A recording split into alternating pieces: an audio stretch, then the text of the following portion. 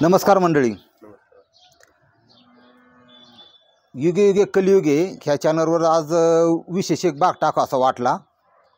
विषय असा होता, बीडवरून खास आपल्याला भेटण्यासाठी काही पाहुणे आलेत आणि त्यांचा परिचय ते तुम्हाला स्वतःच करून देत्यान. आणि बोला आता तुम्ही बिंदास, नाव सांगा, कुठं कार्यरत आहे. नमस्कार सर्वांना.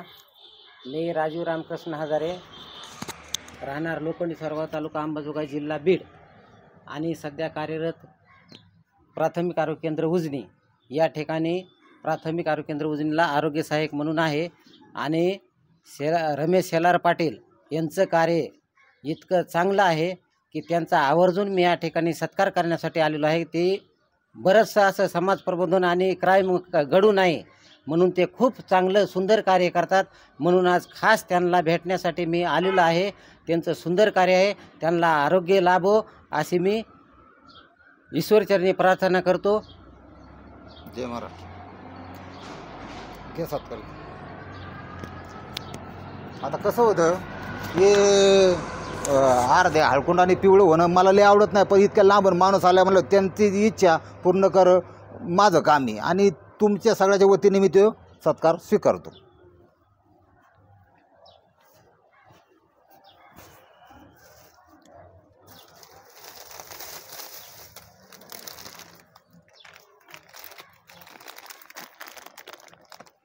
ठीक आहे, ठीक आहे.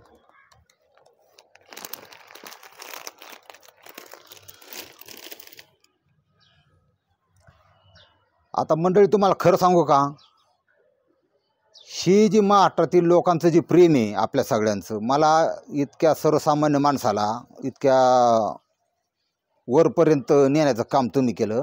आणि तुम्हाला असं वाटन शिव लागलं बघ घ्याल सत्कार, तसलं काय भानगड नाही. तुम्हाला सांगतो, विषय असा आहे की हे काम करत असताना चांगलं करायला गेलं की हमखास चार शत्रू तयार होत्यात, चार विरोधक तयार होत्यात.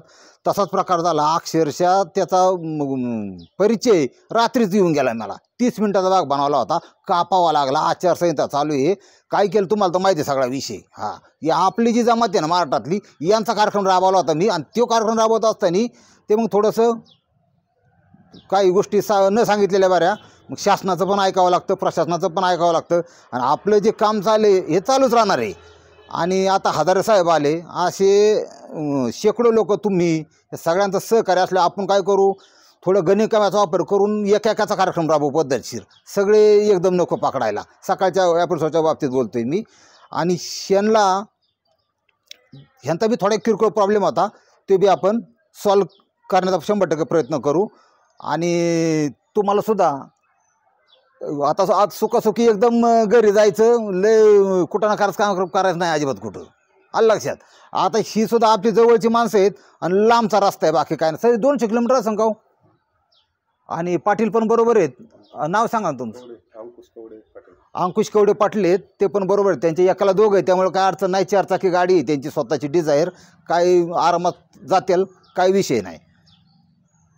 जय महाराष्ट्र.